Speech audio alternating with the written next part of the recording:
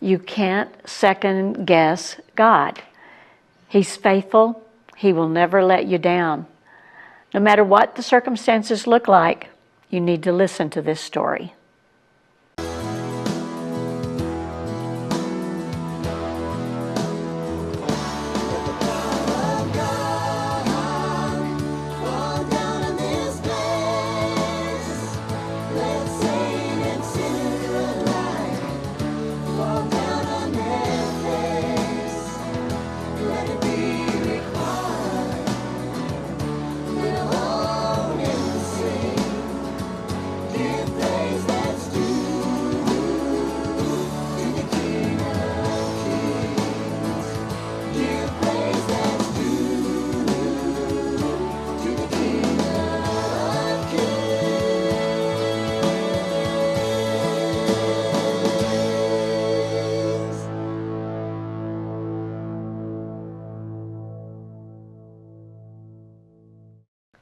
Well, welcome to God Answers Prayer. I'm Linda Tiano, your host today, and we're delighted to have you with us and to hear another story of how God is answering prayer in someone's life. And you know, this is all to encourage all of us, because sometimes we kind of get down and out and think, does he really do it? Will he do it?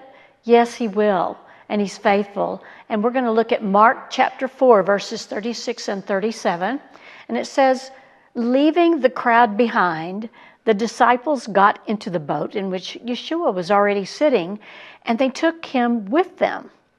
Other boats sailed with them, and then suddenly, as they were crossing the lake, a ferocious storm arose with wide, violent winds and waves that were crashing into the boat until it was nearly swamped. Curtis Brooks of 505 Evangelistic Ministry is going to share his story today and his miraculous salvation stories. We'll be right back with Curtis right after this. Well, we're back with Curtis Brooks of 505 Evangelistic Ministry. It's good to have you here with us. Welcome to God Answers Prayer. Thank you. So Curtis. Pleasure to be here. Yeah. I like your t-shirt. Oh, thank you. I'm not that perfect Christian. I'm the one I know that I need who Jesus. knows I need Jesus. Amen. Yes. Amen. And so let's just talk about needing him and not knowing that you need him. Maybe when you were growing up, what was it like for you?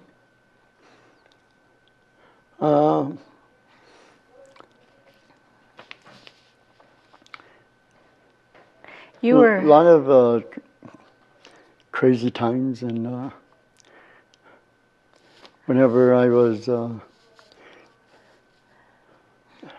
whenever I was 11, my mother kicked me out of the house and told me she had my blinking guts. And never wanted to see me again because I was too much like my father. Wow. That hurts. Which they had been divorced for over 5 years. Yeah. At the time. And then I go up to this girl's house, and which was part of why she said I was too much like my father, I guess. Mm-hmm. But her parents called the police. And so I end up in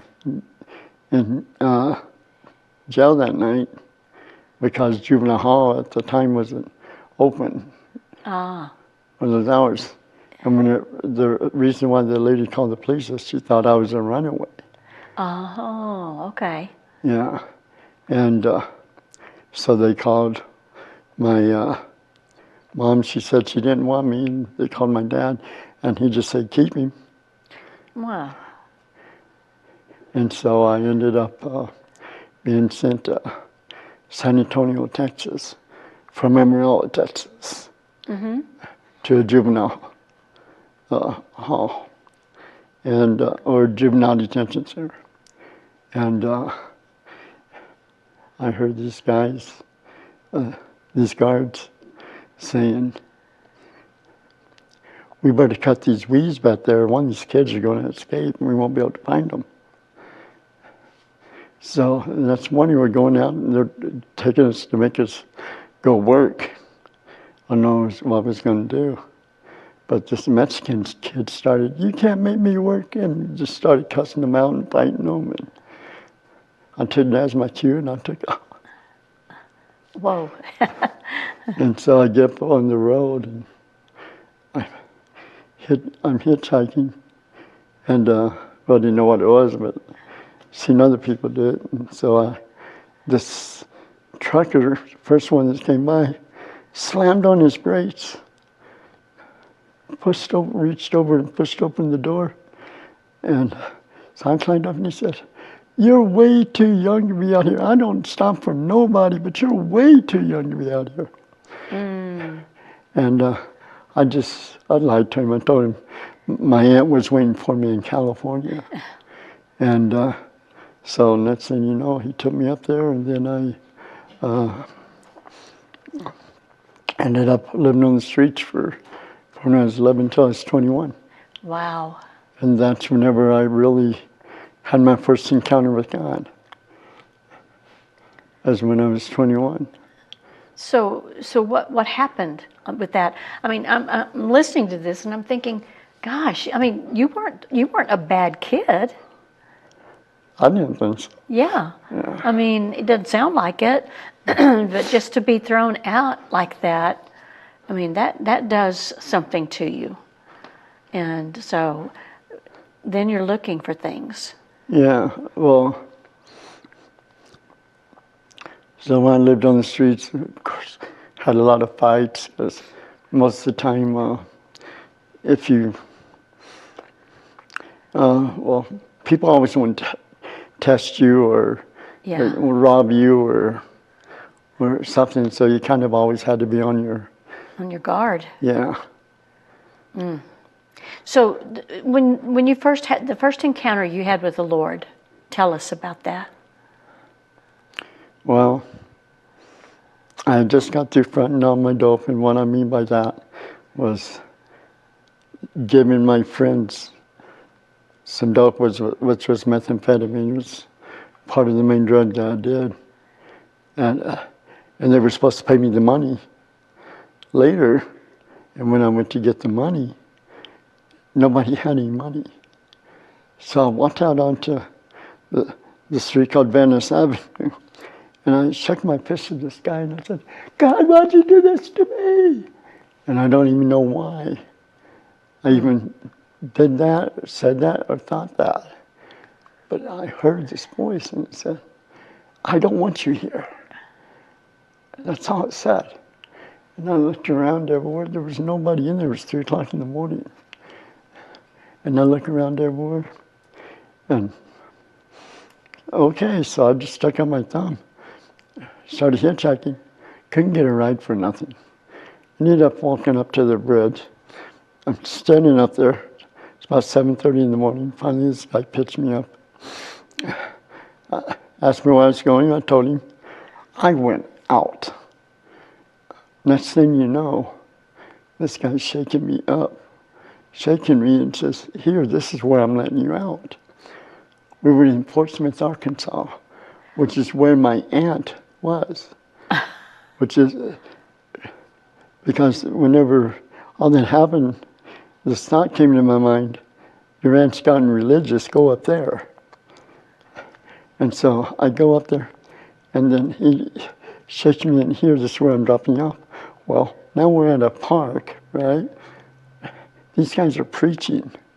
I'm like, I don't want to hear that stuff, you know. And because at the time I had a foul mouth, but I'm sure. But so I'm walking around, and once they started putting everything up, then I walked over and I asked this guy, "Do you know Jean Wilson?" That was my aunt. And he said, "Sure, you want her phone number?" The first person that I talked to in the entire city. Wow. So I knew that, and I didn't think about this until years later. I just thought, oh, great, you know. But so I went from I said, I don't want you here. I go up to your aunt, she's gotten religious. I go up there, and the very first person I talked to not only knows her, has her phone number. Now, God wasn't involved in that. Absolutely. And so that Well, he was also preparing the way for you on the car ride, right? yeah. I mean, you slept the whole way. Exactly. So you got the rest you needed. And I looked it up, and from where I was, it was over 1,800 miles. Yeah. So that's a couple of days driving. So I must have been really out and blessed that this guy didn't do something to me or whatever. Yeah. Right. And then drop. But May have been an angel. took me straight there. So you found your aunt. I found my aunt. Got religious a little bit, and I say that because we went to church, and I went up to the altar to get saved, came back out, threw my cigarettes down on the ground, started stomping out, I'm free, I'm free. You might think this is comical, but a few hours later, that craving came up, and really craving a cigarette really bad. So my aunt had left, but she left her daughter there. And I was just walking through the house. I seen her daughter sitting there smoking. Her daughter was only 13 years old. Oh my goodness. And I knew her mother didn't know her smoke because her mother, been who she was and everything, wouldn't allow. I said, you give me a cigarette, I'm telling your mother.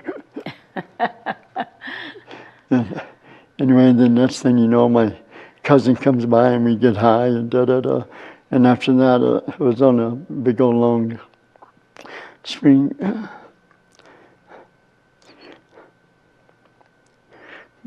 But anyway, so that's how I first met. Yeah. That was my first experience with the Lord. Mm-hmm. And I didn't think about it until years later. But he had his hand on my life, and I didn't even know it. I didn't even know it.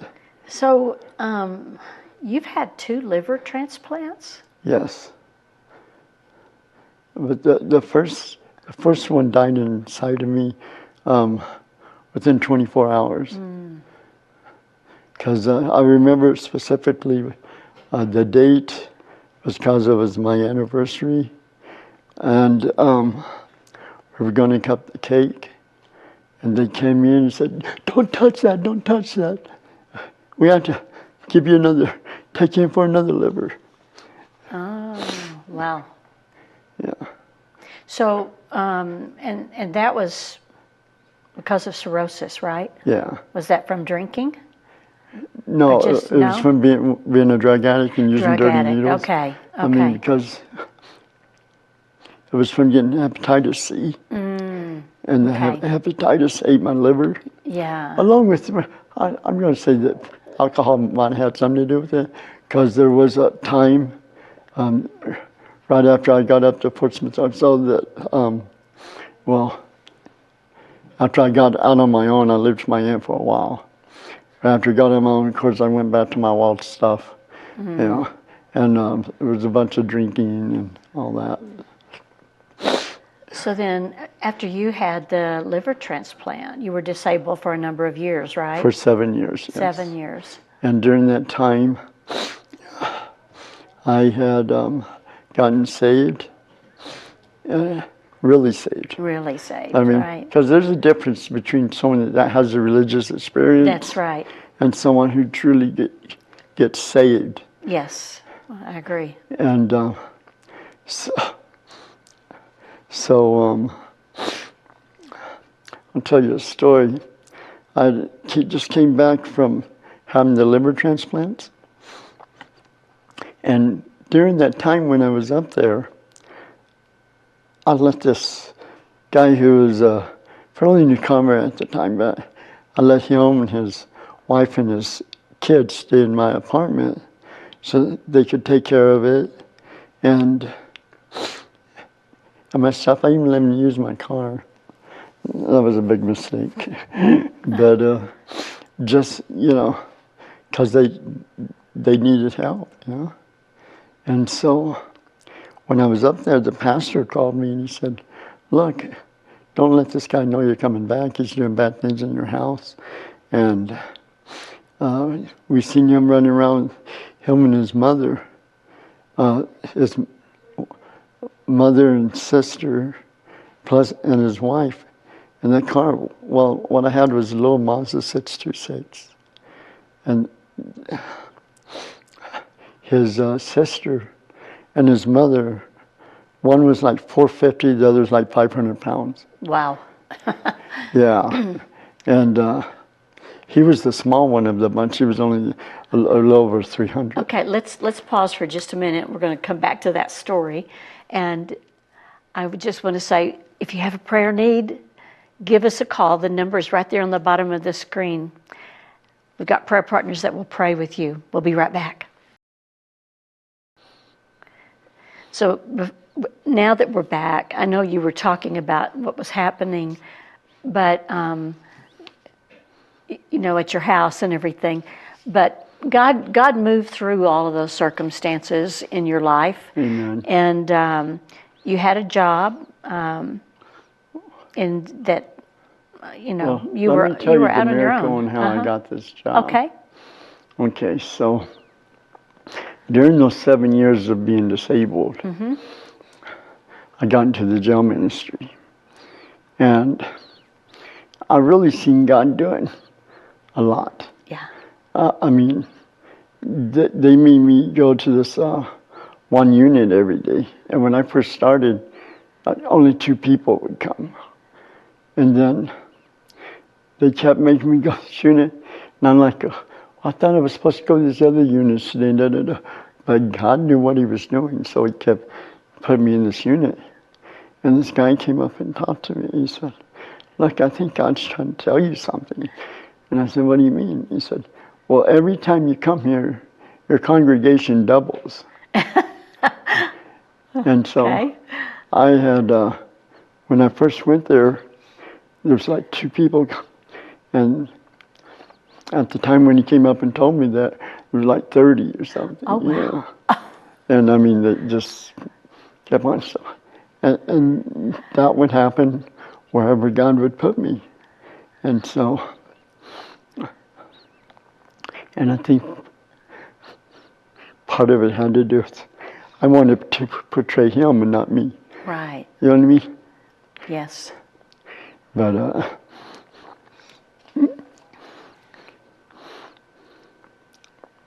anyway, so I was in this jail ministry. Well, I was having some complications in my marriage.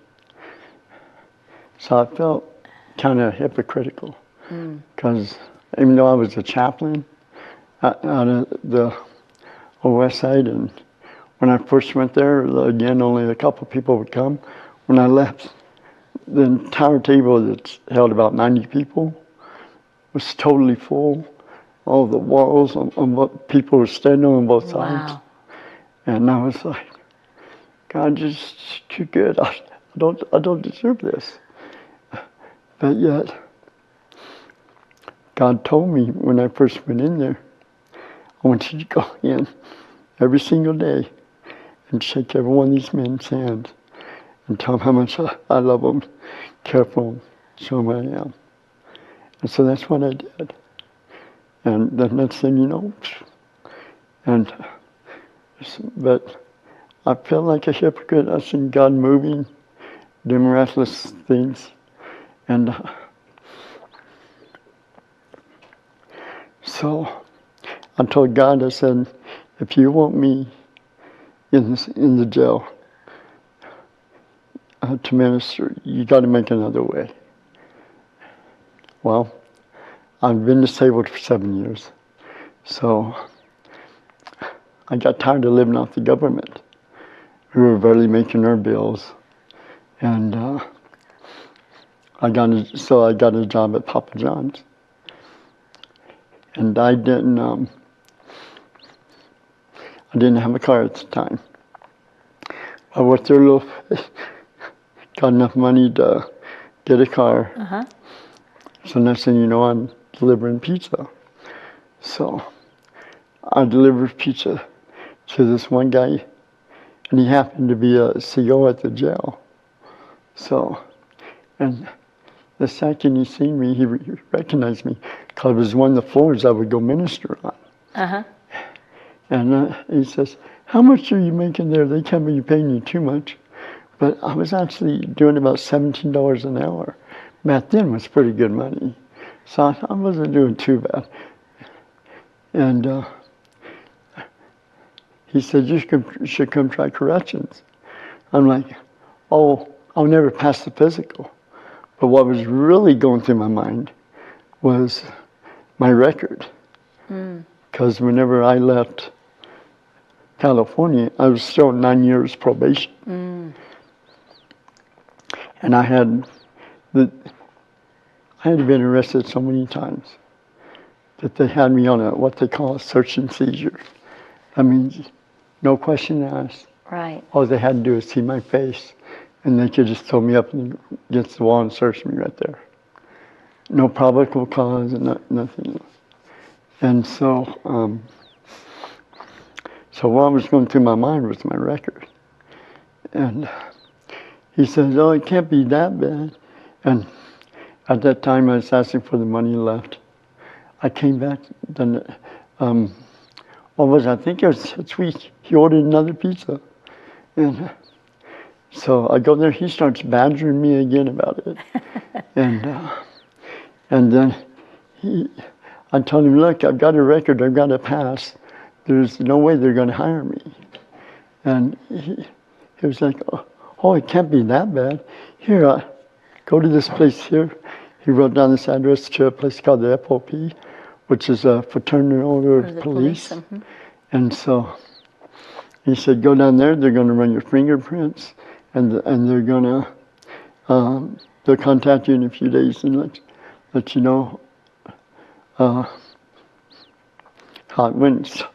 Well, so when I left that night, I was like, "God, if this is you, nothing's going to stop this." And so I went to church that Sunday. We all prayed at the time. I was going to Victory Love, which is now Legacy. Yeah. And we all prayed, got in a group and prayed about it, and And during the time I actually started running and trying to get in some kind of shape for it, And then on Monday I went and they ran my fingerprints and all that.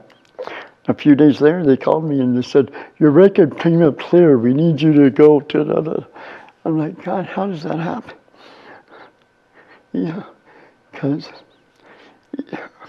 how does that happen? And so they went to get me, they told me how to go down and do a physical. So whenever I went to do the physical, I'd go in there. And by the way, I'd already told them that, I had the liver transplant and all that, I wasn't trying to hide nothing from them. Because it's not going to give God the glory, right? So I go in there, and of course they had me take my stuff off and all that, for the physical. And the doctor walks in, he looks at my stomach and he says, "What's that from?" And I told him, he said, "They didn't tell you can't do this job?" And I was like, "No." And he said, "Did you tell them?" "Yes, I told them." "And they didn't stop you?" I said, "No." And then he said, "I'm not going to stop you then." And he just signed it. He didn't even give me a physical. And he says, "Well, I have to do something while I'm in here." So he took his stethoscope and just had me breathe in a couple of times. That was about it. So, and then 24 years later, Yeah, it's almost 25. Yeah, so you've seen miracles, you've seen so many things during that time, I'm sure, and we're running out of time. Right. So, so I mean, that's amazing that he's with us every step of the way, Amen. and we can't second guess what he's going to do next. And that's your story. I mean, he's been there. He's faithful, and he never leaves us. He doesn't forsake us. Amen. He's always guiding us. Thank you so much for coming and sharing. Really Okay, appreciate well, that. maybe sometime I can Yeah. come in. There's still a lot. Yeah, there's still a lot, and we should do that sometime. Absolutely. And if you today have not said yes to the greatest gift of love ever given, which is Yeshua HaMashiach, Jesus the Messiah, then let this be the day of salvation for you. And may the Lord bless you and keep you. May he make his face to shine upon you and be gracious to you. Amen. May he lift up his countenance upon you and give you his everlasting peace. Shalom, shalom. Thank you for joining us today on God Answers Prayer. If you or someone you know would like to be a guest on our program, please contact us by visiting kchftv.org and click on Share Your Testimony. Our prayer partners are here to pray for your needs. Call us today at 505-345-4165. We appreciate your prayers and support. Join us again next time for more inspiring stories and testimonies. Remember, God is always listening, and he answers our prayers in his perfect timing.